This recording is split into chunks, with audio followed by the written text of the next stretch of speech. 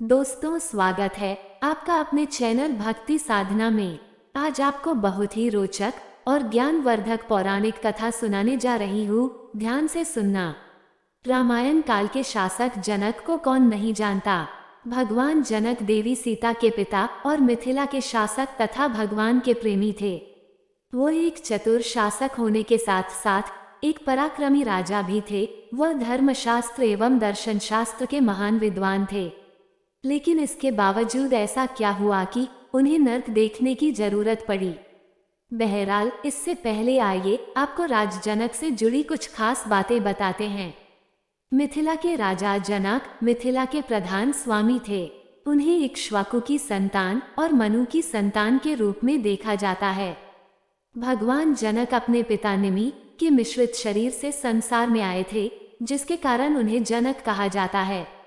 संयोग से शासक जनक की मां के बारे में कहीं कोई सूचना नहीं है। महाराजा जनक की बहुत समय तक कोई संतान नहीं हुई थी।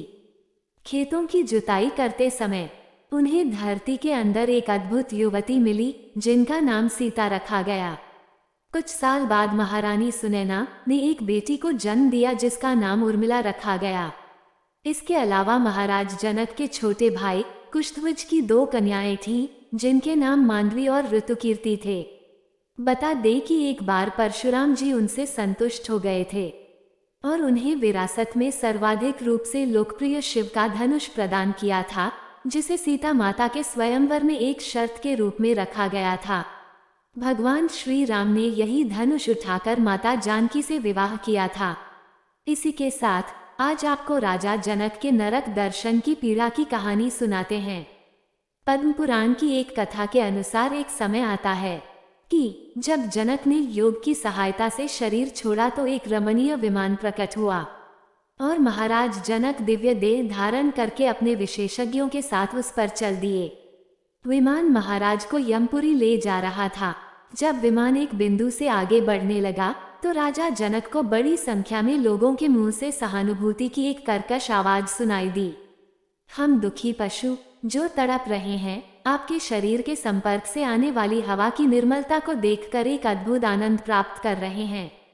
ईमानदार और दयालु राजा जनक ने दुखी लोगों की मानवीय पुकार पर ध्यान देते हुए इस भावना के साथ वहां रहने का निर्णय लिया कि वे मेरे यहाँ आने से संतुष्ट हुए, इसलिए अब मैं यहाँ रहूंगा। यह मेरे लिए एक रमणीय स्वर्ग है। जिसके बाद राजा जनक वहीं रह गए। तब मृत्यु के देवता यमराज ने उन्हें बताया कि यह स्थान उन लोगों के लिए है जिन्होंने पूर्व में पाप कर्म किए हैं। क्रूर, दूसरों की निंदा करने वाले, चोर, पत्नी को छोड़ने वाले, साथी को धोखा देने वालों के लिए उपयुक्त स्थान है। पापी आत्माएं यहाँ आती हैं और मैं उन्हें नरक में डालकर तड़पाता हूँ, इसलिए एक धर्मी आत्मा को यहाँ नहीं रहना चाहिए। यहाँ से आप स्वर्गलोक में जा सकते हो। धर्मराज के इस अनेक भावों को सुनकर राजा जनक ने कहा कि मेरे शरीर से स्पर्श हुई वायु उन्हें आनंदित कर रही है, तब मैं कैसे जाऊं? यदि आप उन्हें इस संकट से मुक्त करेंगे तो मैं भी खुशी खुशी स्वर्ग में जाऊंगा। जिसके बाद यमराज ने उनकी ओर इशारा करते हुए कहा कि ये कैसे मुक्त हो सकते हैं? उन्होंने बहुत बड़ा पाप किया है। यही कारण है कि मैंने इन्हें 10,000 वर्षों तक नरक में रखकर पकाया है। यदि आपके पास उन्हें छुड़ाने की कोई इच्छा है तो अपना कोई पुण्य कर्म इन्हें समर्पित कर दे। एक अवसर पर एक शुद्ध मस्तिष्क के साथ दिन की शुरुआत के तुरंत बाद राजा जनक ने भगवान के अतुलनीय चरित्र का वर्णन किया था और भगवान का परम पवित्र नाम लिया था। वही पुण्य कर्म जनक ने समर्पित कर दिया और इससे वहां के सभी प्राणी शीघ्र ही दुख दर्द से मुक्त हो गए और दया का विस्तार हो गया। सभी व्यक्ति भगवान का नाम और राजा जनक का पवित्र चरित्र सुनकर नरक से मुक्त हो गए। सभी नरक से बाहर जाते हुए स्वर्गवासी महाराज जनक के गुण गा रहे थे। तब महाराज जनक ने मृत्यु के देवता से पूछा कि हे धर्मराज, मैंने ऐसा क्या किया था कि मुझे यहाँ लाया गया, जबकि धर्म का पालन करने वाले आदमी को यहाँ नहीं आना चाहिए था? इस पर यमराज ने कहा, राजन, आपका जीवन आदर्शों से भरा हुआ है, लेकिन एक अवसर पर आपने थोड़ा सा पाप किया।